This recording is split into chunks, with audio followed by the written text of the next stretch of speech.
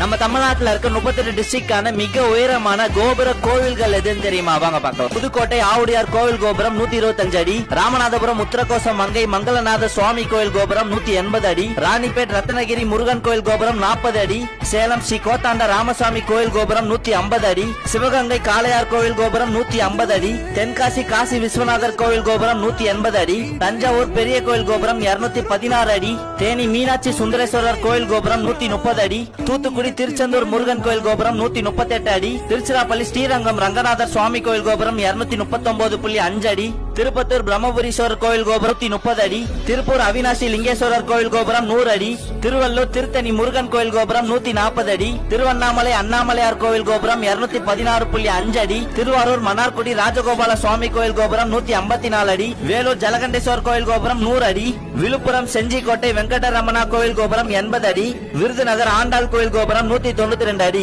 இதுல வர எந்த ஊர் நீங்கன்றது கமெண்ட் பாக்ஸ்ல கமெண்ட் பண்ணிட்டு இந்த மாதிரி இன்ஃபர்மேஷனுக்கு நம்ம பேஜை ஃபாலோ பண்ணிக்கோங்க.